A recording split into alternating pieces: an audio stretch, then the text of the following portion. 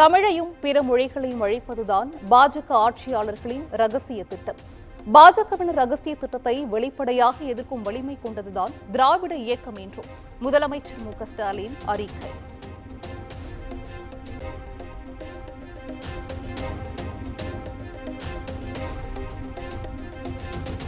தெலுங்கை தாய்மொழியாக கொண்ட மாநிலத்தில் பணியாற்றியதால் அந்த மொழியை தமிழிசை கற்று இருக்கிறார். மும்மொழியில் பிறந்தநாள் வாழ்த்து தெரிவித்த தமிழிசைக்கு முதலமைச்சர் மு.க.ஸ்டாலின் பதில்.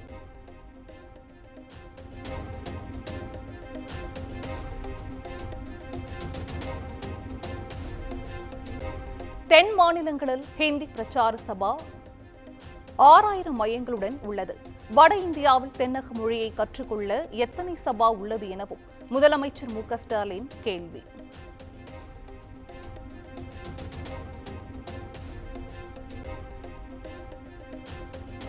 கேந்திரிய வித்யாலயா பள்ளிகளில் தமிழ் பயிற்றுவிப்பு என்ற தரவுகளை அண்ணாமலை தர முடியுமா? தமிழ்நாட்டில் உள்ள கேந்திரிய வித்யாலயா பள்ளிகளில் தமிழ் ஆசிரியர்கள் இல்லை என்பது அண்ணாமலைக்கு தெரியாதா என்றும் கேள்வி.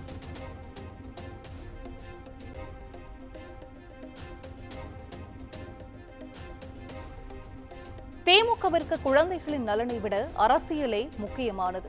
திமுக எம்பி கனிமொழிக்கு பாஜக மாநில தலைவர் அண்ணாமலை பதிலடி.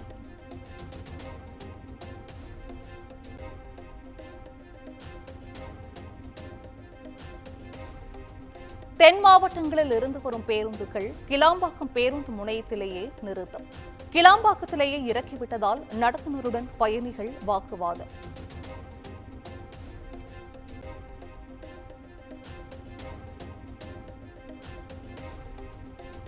முதலமைச்சர் மு.க.ஸ்டாலினின் தாயார் தயாளு அம்மாளுக்கு தொடர் சிகிச்சை.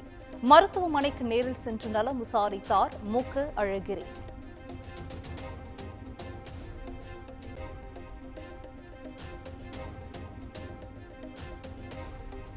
தினமும் வரும் புது புது கட்சிகள் எல்லாம் திருவிழாவில் விடும் வான வேடிக்கை போல் காணாமல் போய்விடும். தமிழக வெற்றிக் கழகத்தை சாடி அமைச்சர் துரைமுருகன் பேட்டி.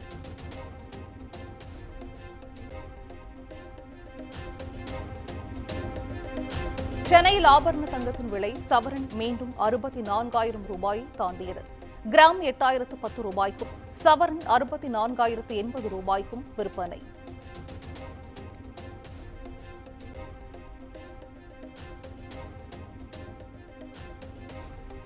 இலங்கை சிறையில் உள்ள தமிழக மீனவர்களை விடுவிக்க கோரி 5வது நாளாக மீனவர்கள் போராட்டம். இன்று தீக்குளிப்பு போராட்டம் அறிவித்த நிலையில் தீயணைப்பு வாகனங்கள் நிறுத்தி வைப்பு.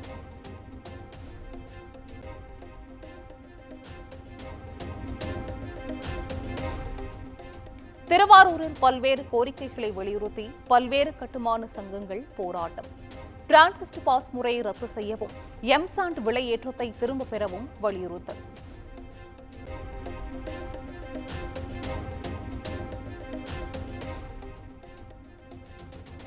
நெல்லை பாளையங்கோட்டை ஐயா கோவிலில் சப்பரத்தை தடுத்து நிறுத்திய பக்தர்கள் 16 பேர் கைது.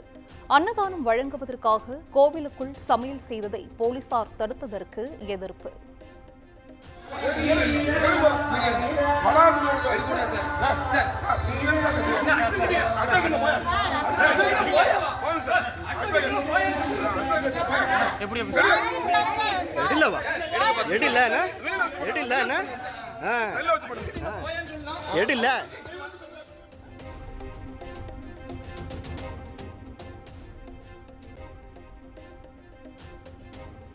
மதுரை வாடிப்பட்டி அருகே விவசாய நிலத்தில் ஆலை கழிவுகள் வெளியேற்றம்.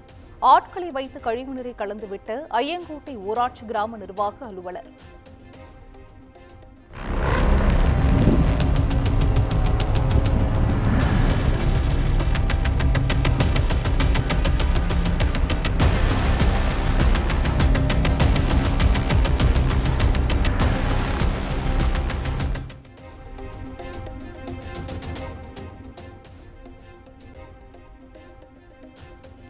சேலம் மாவட்டம் ஆத்தூர் அருகே தனியார் பள்ளியின் வேன் கவிழ்ந்து விபத்து.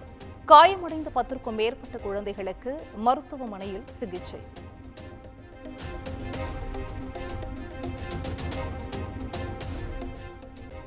தேர்தல் முறைகேடு வழக்கில் சில குற்றச்சாட்டுகளை நீக்க கோரிய வழக்கு. மாணிக்கம் தாகூரின் மனுவை தள்ளுபடி செய்தது சென்னை உயர்நீதிமன்றம்.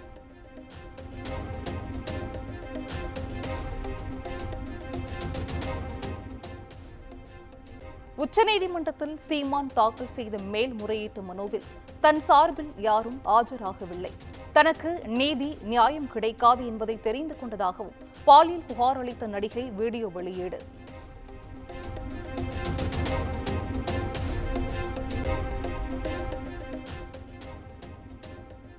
புழல் சிறைக்குள் ஆயுள் தண்டனை கைதியிடமிருந்து கஞ்சா பறிமுதல். கைதிக்கு கஞ்சா கிடைத்தது எப்படி என்பது குறித்து சிறை நிர்வாகம் விசாரணை.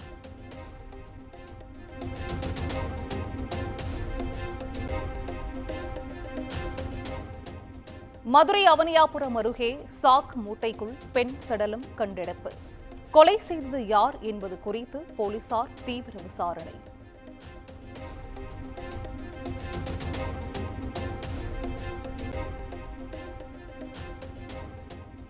விருத்தாச்சலத்தில் உள்ள மொபைல் ஷோரூமில் பயங்கர தீ விபத்து. சுமார் 10 லட்சம் மதிப்பிலான பொருட்கள் எரிந்து சேதமானதாக தகவல்.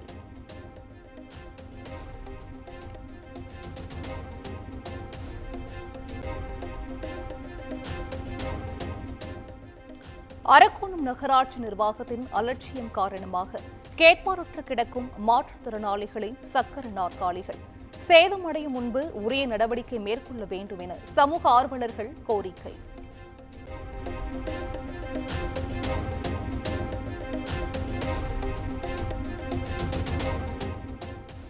புதுக்கோட்டை மாவட்டம் கோவிலூர் முத்துமாரியம்மன் கோவில் மாசி திருவிழாவையொட்டி ஜல்லிக்கட்டு.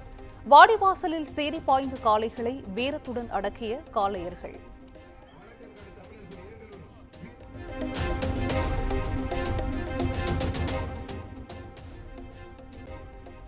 மகாராஷ்டிராவில் பாஜக அரசு லங்கம் வகித்த அமைச்சர் தனஞ்சய் முண்டா ராஜினாமா.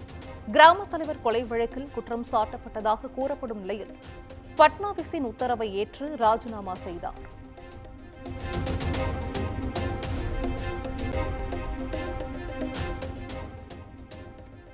உக்ரைனுக்கு வழங்கி வந்த ராணுவ உதவிகளை தற்காலிகமாக நிறுத்தியது அமெரிக்கா.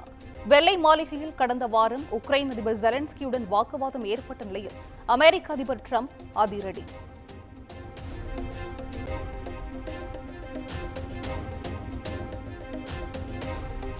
மருத்துவமனையில் சிகிச்சை பெற்று வரும் போப் பிரான்சிஸின் உடல்நிலை மீண்டும் பின்னடைவு. ஒரே நேரத்தில் மூச்சு குழாயின் 2 இடங்களில் பாதிப்பு ஏற்பட்டு இருப்பதாக தகவல்.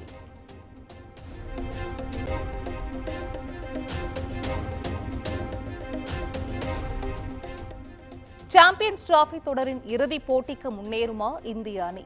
துபாயில் இன்று நடைபெறும் அரையிறுதியில் பலம் வாய்ந்த ஆஸ்திரேலிய அணியுடன் பல பரீட்சை. குமுதம் மற்றும் தமிழ்நாடு மின்சார வாரியம் இணைந்து வழங்கும் சிக்கனமும் பாதுகாப்பும் யூஸ்ஃபுல் டிப்ஸ். மின் நுகர்வோர் சேவை மையம். மின் கட்டணம் தொடர்பான சந்தேகங்கள், இலவச மின் இணைப்பு குறித்த தகவல்கள், பழுதடைந்த மின் கம்பங்கள் அல்லது பில்லர் பாக்ஸ் குறித்த தகவல் தர, மின் இணைப்பு பெயர் மாற்றம் குறித்த சந்தேகம், இவை அனைத்திற்கும் 9498794987 என்ற எண்ணை தொடர்பு கொள்ளவும்.